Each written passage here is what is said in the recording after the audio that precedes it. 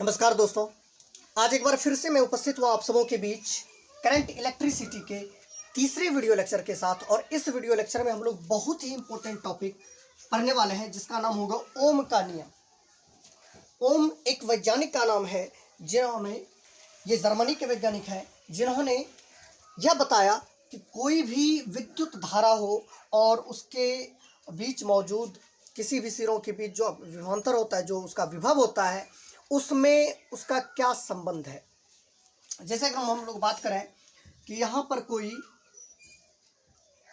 एक बल्ब हमने लगाया, ठीक है, तो यहाँ हमने इसे सेलों से या कोई बैटरी हमने लगा दिया और इसको हमने अभी अगर यह खुला स्विच है तो यह विद्युत धारा प्रवाहित नहीं हो रही है। जैसे हमने स्विच को बंद कर दिया तो विद्युत धारा जो है, आवेशों का प्रवाह प्लस से माइनस की तरफ होना शुरू हो जाता है। ये जो आवेश प्रवाह हो रहे हैं आई, और इन दोनों सिरों के बीच जो विभवांतर होगा भी, जो इसका विभवांतर होगा, बैटरी का जो दोनों शेल है इनके बीच का जो विभवांतर होगा भी, इन दोनों के बीच आखिर संबंध क्या है, इस बात को जॉर्ज साइमन ओम नाम का वैज्ञानिक ने इस बात को बताया। ठीक है, तो ओम महोदय ने अपने नियमों में, ओम महोदय ने अपने प्रयोगों में जो कुछ भी पाया उसी नियम को कहा जाता है ओम का नियम। तो ओम महोदय ने बताया विभवांतर और धारा, विद्युत धारा के बीच संबंध। उन्होंने पता लगाना शुरू कर दिया। तो उन्होंने कुछ इस प्रकार से पता किया, उन्होंने जैसे एक बैटरी लिया, किसी भी बैटरी में उसका अपना एक विभव दिया रहता है। तो मान लिया जाए अगर उसने 1.5 वोल्ट का कोई एक बैटरी लिया, तो उन्होंने क्या देखा कि इसमें धाराएं, मान लिया जाए 2 एम्पियर की धारा गुजर रही है। फिर उन्होंने क्या देखा कि जब इसको एक और बैटरी, पहले एक सेल उन्होंने लगाया जिसमें 1.5 वोल्ट का है, ये हमने मान रखा है, तो इसके अनुसार से 2 एम्पियर की धारा गुजरी। इन्होंने क्या किया, एक और प्रयोग किया, एक और उन्होंने बैटरी लगा लिया, एक और सेल लगा दिया। तो जैसे 2 सेल होता है, सेलों का समूह होता है, उसे हम लोग बैटरी बोलते हैं। तो इन्होंने बैटरी लगाना शुरू कर दिया, एक और सेल जोड़ दिया, तो अब उसका हो जाएगा 3.0 वोल्ट।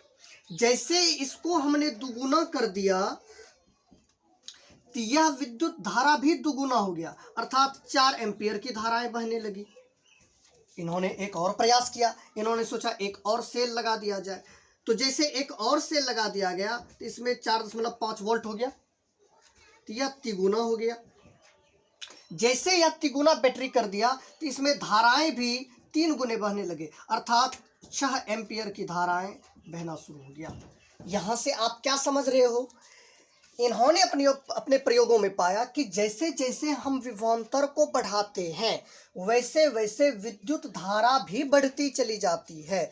अगर हम विभवांतर को 2 गुना बढ़ाते हैं तो विद्युत धारा भी 2 गुने बढ़ जाते हैं। यदि हम विभवांतर को 3 गुना बढ़ाते हैं तो विद्युत धारा भी 3 गुने बढ़ जाती है। इसी चीज को कहा जाता है समानुपाती। तो इन्होंने क्या पाया, ओम के नियम में क्या हुआ कि जो भी विभवांतर है वह विभवांतर समानुपाती होता है, किसके, विद्युत धारा के। समानुपाती शब्द का मतलब हुआ कि जैसे जैसे विभवांतर का मान बढ़ेगा वैसे वैसे विद्युत धारा का भी मान बढ़ेगा। विभवांतर का मान घट जाएगा, विद्युत धारा का भी मान घट जाएगा, मतलब दोनों एक दूसरे के बराबर अनुपात में है। इसी को कहा जाता है समानुपाती। आइए हम ओम के नियम को यहाँ पर लिख लेते हैं, उसके बाद उनके सूत्रों को जानते हैं। तो जैसा कि हमने लिखा, किसी धातु के चालक में प्रवाहित विद्युत धारा उसके सिरों के बीच आरोपित विभवांतर के समानुपाती होती है। ठीक है, यहां पर देखिए एक शब्द आया है धातु। यह जो चालक होगा, चालक धातु का ही होना चाहिए, उपधातु का, अधातु का नहीं होगा। यह ध्यान में रखिएगा, यह बहुत बड़ा पॉइंट है। धातु के चालक में प्रवाहित विद्युत धारा और उसके बीच आरोपित विभवांतर के समानुपाती होता है। तो अर्थात यहाँ से हम ये बात लिख सकते हैं। हाँ, एक और बात है, नोट है, चालक के ताप, दाब इत्यादि में कोई जो भौतिक अवस्थाएं होती है उनमें कोई परिवर्तन नहीं होना चाहिए, क्योंकि अगर परिवर्तन हो जाएगा तो उसके हिसाब से भी तो चेंजेस हो सकते हैं, तो वैल्यू में डिफरेंस आ जाएंगे। ओके, तो इसलिए चालक के ताप, दाब इत्यादि प्रकार के अवस्थाओं में कोई परिवर्तन ना हो। अब देखिएगा, इन बातों से हम लोग एक फॉर्मूला निकाल सकते हैं कि भी समानुपाती होता है किसके, आई के। V समानुपाती होता है I के। ओम महोदय ने ये बताया। अब जैसे यह समानुपाती का चिन्ह है तो इसे हम लोग हटाकर इक्वल करते हैं, तो इक्वल कैसे किया जाएगा, तो उसके लिए कोई कांस्टेंट लाया जाएगा और कांस्टेंट के रूप में यहाँ पर आएगा R। ये R क्या है, R नियतांक है। R क्या है, R नियतांक है और इसी R को कहा जाता है प्रतिरोध। इसी R को प्रतिरोध भी कहा जाता है, रेजिस्टेंस, प्रतिरोध।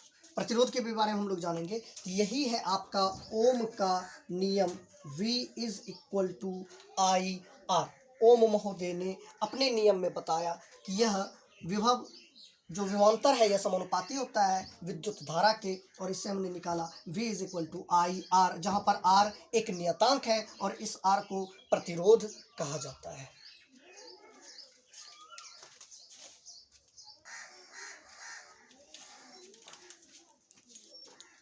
अब अगर हम लोग बात करें ओम के नियम के ग्राफ का, तो इसका ग्राफ कैसे बनता है ये चीज आप समझिएगा। अगर इस तरफ विभवांतर की दिशा है और यह I की दिशा, विद्युत धारा I की दिशा, यह है विभवांतर की दिशा, तो इसका ग्राफ कैसे बनेगा ओम के नियम से, यह समझिएगा। देखिएगा यह आपका मूल बिंदु है और यहाँ है आपका 1 2 3 और यहाँ भी होगा 1 2 3, इस तरह से बढ़ता चला जाएगा। अगर क्योंकि ये दोनों एक दूसरे के समानुपाती है, अगर ये है 1 तो ये भी होगा 1, इन दोनों का अगर मिलाएंगे तो यहाँ आएगा। यह है 2, ये भी होगा 2, इसको भी मिलाएंगे एक दूसरे से तो यहाँ मिलेगा। यह है 3 तो ये भी है 3, एक दूसरे को मिलाएंगे तो यहाँ मिलेगा। मतलब इसका ग्राफ बिल्कुल मूल बिंदु से सीधा होने वाला है, यह ध्यान रखिएगा। जब भी कोई समानुपाती की बात हो तो यह ग्राफ बनकर आपका रेडी हो गया, तो इसमें हम लिख सकते हैं V समानुपाती I। जब भी समानुपाती का ग्राफ होगा तो वह कुछ इस तरह से होगा। यह भी काफ़ी इंपॉर्टेंट है, ये आपको नंबरिंग नहीं लिखना है, आपको ग्राफ बना के सीधा दिखा देना है। तो ओम के नियम का ये ग्राफ होता है। ओके, अब आइए हम लोग यहाँ से प्रतिरोध के बारे में जानते हैं। यह जो आपने प्रतिरोध R के बारे में पढ़ा है, लिखा है, तो ये R आखिर में है क्या, इस R का क्या काम है, ये प्रतिरोध होता क्या है, इन बातों को हम लोग समझते हैं। तो अब हम लोग लिखते हैं प्रतिरोध।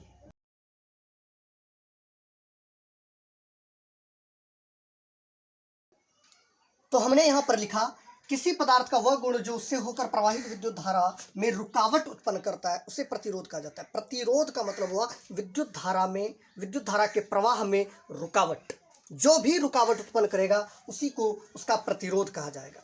अब एक सवाल उठता है कि प्रतिरोध कैसे रुकावट उत्पन्न करेगा, कोई तार है उसमें विद्युत धारा गुजार रहे हैं तो उसके अंदर कौन है रुकावट उत्पन्न करने वाला, बिल्कुल है। कोई आप चालक तार लेते, जैसे कोई धातु का चालक आप ले रहे हो, समझ रहे हैं, जैसे आप तांबा का ले रहे हो, तो उसके परमाणु में काफ़ी ऐसे कण हैं, काफ़ी ऐसे मुक्त इलेक्ट्रॉन हैं जो क्या करता है, उसके रास्ता को रोकता है, अर्थात अपनी तरफ कुछ इलेक्ट्रॉनों को, कुछ आवेशों को रोक लेता है। अगर आप किसी चालक से 10 एम्पियर की धारा गुजारते हो तो यह आवश्यक नहीं है वह दूसरे सिरे तक 10 एम्पियर की ही धारा वहाँ तक पहुँच रही होगी, यह बिल्कुल गलत है, वहाँ उससे कुछ कम धाराएं पहुँचती है। तो जो जिसने उस धाराओं को रुकावट उत्पन्न किया उसी को बोला जाता है प्रतिरोध।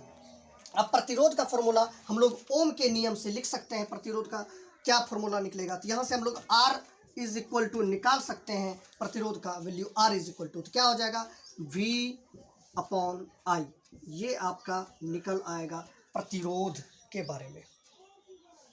V अपॉन I, प्रतिरोध बराबर क्या निकल जाएगा, विभवांतर बटा विद्युत धारा, समझ रहे हैं।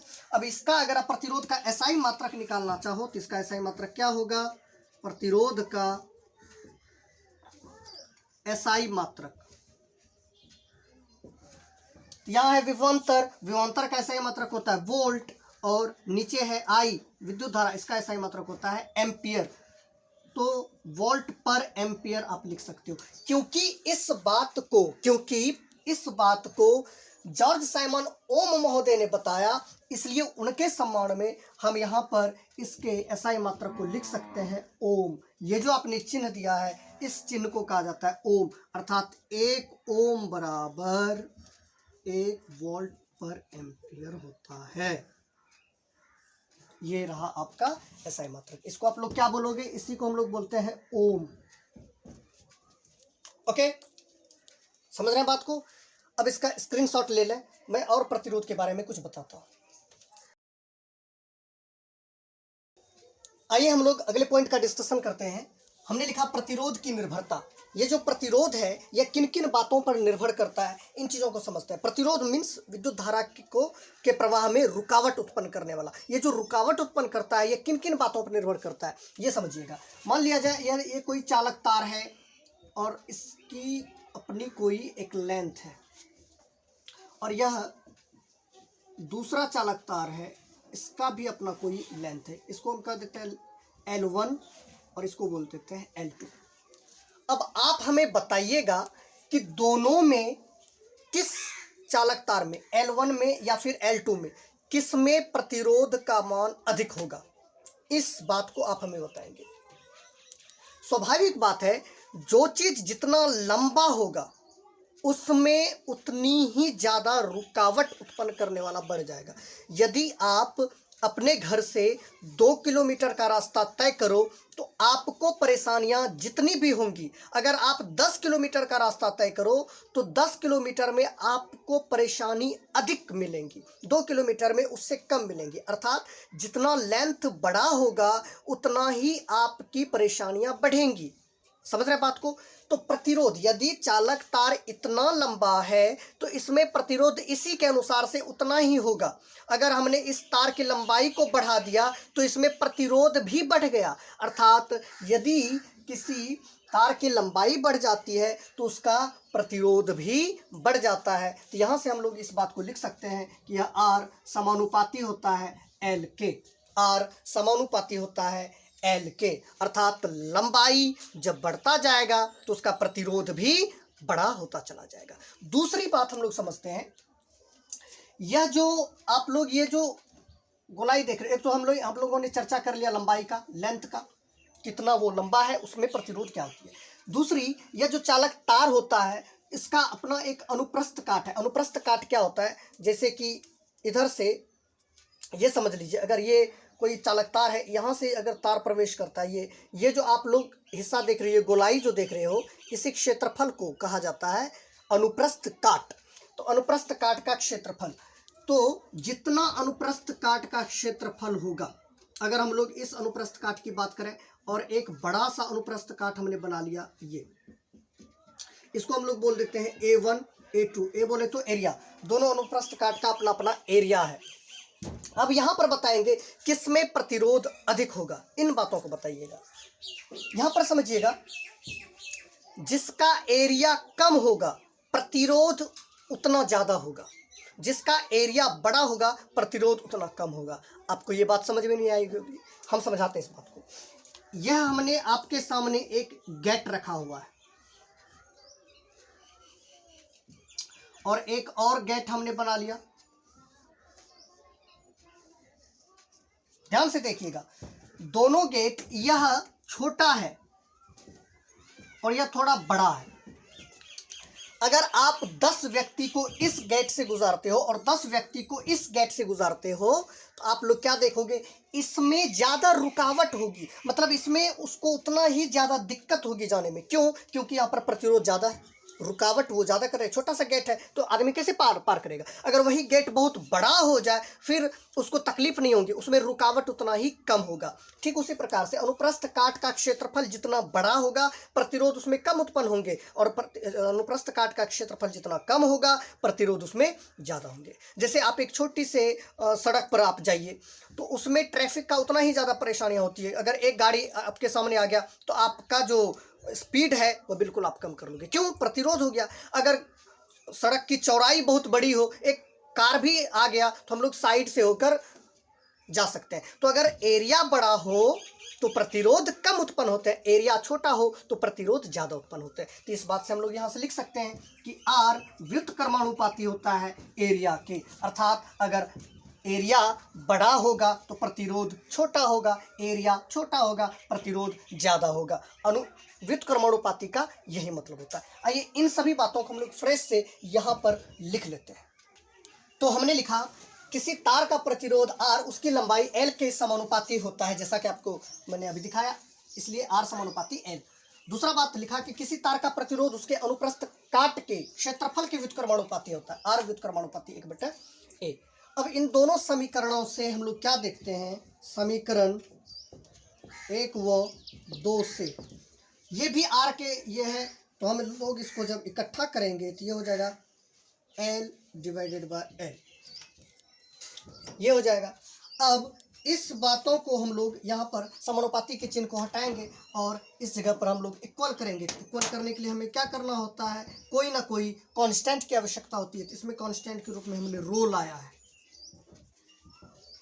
रो। या जो आप अजीब सा चीज देख रहे हैं इसको क्या कहा जाता है, ये है नियतांक और इसको कहा जाता है प्रतिरोधकता, प्रतिरोधकता, रेजिस्टिविटी। ये है आपका प्रतिरोधकता और इसको आप बोलोगे क्या, रो, RHO, रो। इस चिन्ह को कहा जाता है रो, इसको P मत कहिएगा, ये रो है। ओके, अब यहां से अगर हम लोग इसका SI मात्रक निकालें तो हम लोग कैसे निकालेंगे प्रतिरोधकता का SI मात्रक, तो होगा प्रतिरोधकता का SI मात्रक। तो प्रतिरोधकता का SI मात्रक निकालने के लिए हमें इस फॉर्मूला से पहले इस प्रतिरोधकता का फॉर्मूला निकालना पड़ेगा। तो प्रतिरोधकता का फॉर्मूला आपको क्या निकल जाएगा, RA/L। तो यहाँ से आप प्रतिरोधकता का SI मात्रक क्या निकाल सकते हो, प्रतिरोधकता का SI मात्रक हो जाएगा आपका RA। तो ये R है, प्रतिरोध का SI मात्रक होता है ओम, एरिया का SI मात्रक होता है metre square, divided by length का SI मात्रक होता है मीटर। 1 मीटर ये कट गया, तो आपका प्रतिरोधकता का SI मात्रक निकल कर सामने आ गया है। प्रतिरोधकता का SI मात्रक होता है ओम मीटर, प्रतिरोधकता का SI मात्रक होता है ओम मीटर। इन बातों को आप स्क्रीनशॉट ले लीजिए। तो दोस्तों आज का क्लास बस इतना ही रहेगा। आज हमने ओम के नियम के बारे में पढ़ा, प्रतिरोध के बारे में पढ़ा, प्रतिरोध की निर्भरता के बारे में पढ़ा, प्रतिरोधकता के बारे में पढ़ा।